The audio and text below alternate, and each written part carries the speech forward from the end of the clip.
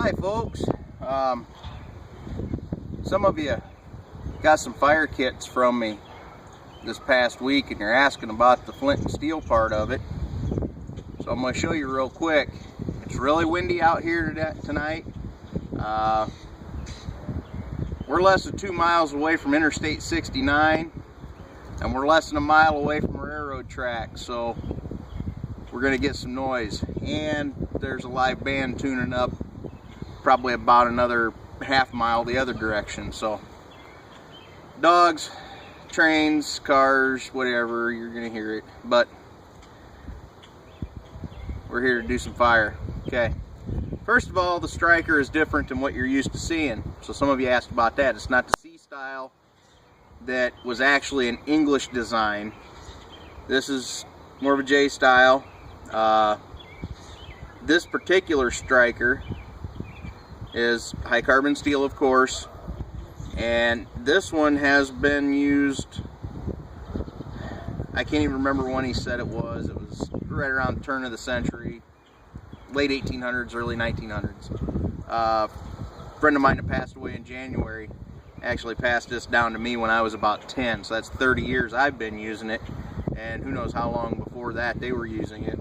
And it's still solid, reliable, you know.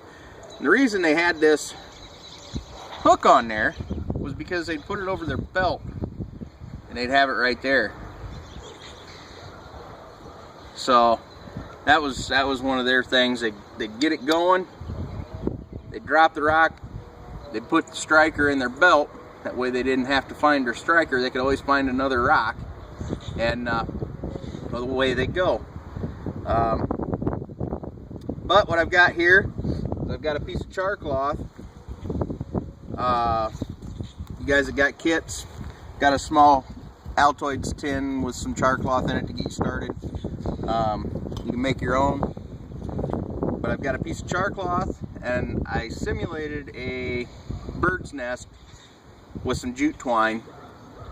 I'm not real big into going out and ruining a bird nest if I don't absolutely have to. And for demonstration, I'm not gonna. So that's what we're gonna do. And I've got some pieces of fat wood here, and I made some shavings down there. We're just gonna see if we can get a little fire going here with the flint and steel. Some of you guys are having a little difficulty with it, and I hope that the wind will cooperate with me enough to get this done. But you want to get your char cloth down there. Find a good edge on your flint.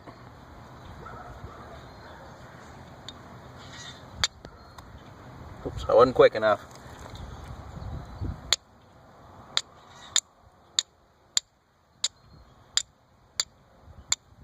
I'm gonna have to move because of the wind here.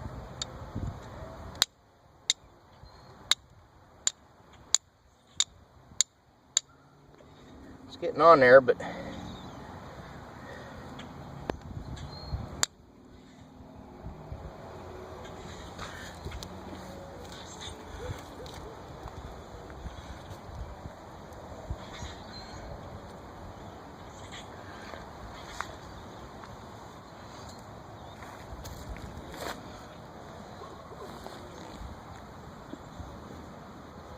okay, there we go.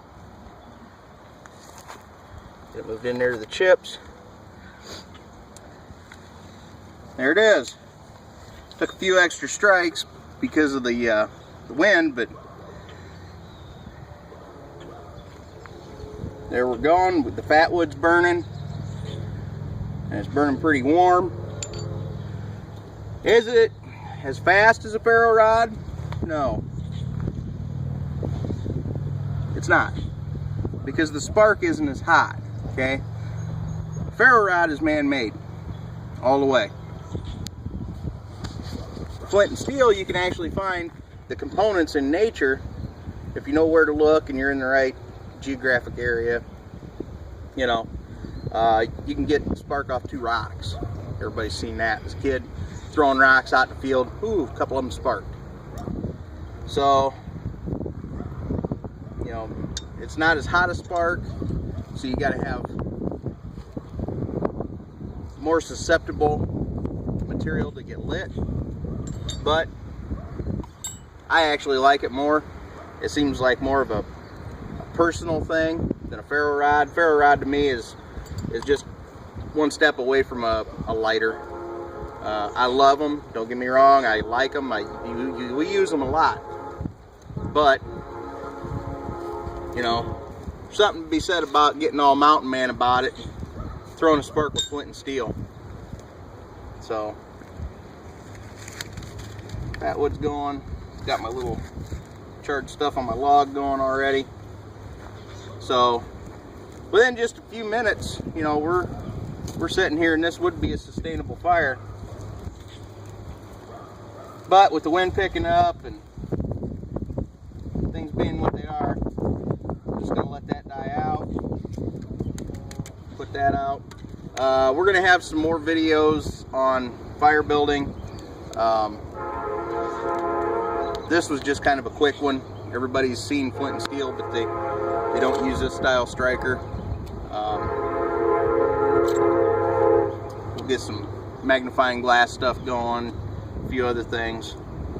A couple of you have asked what I carry in my fire kit.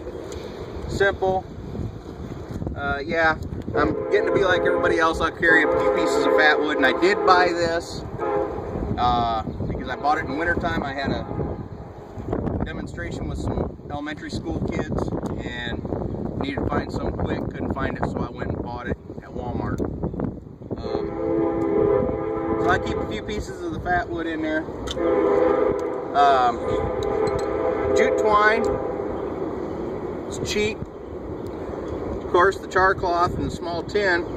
I keep the tin because if I need to make more, I just find an old pair of jeans, an old t-shirt, whatever, cut them up, char, no problem. Of course, my flint and steel and my ferro rod. I was carrying I have a small ball of steel wool too, but that has other purposes.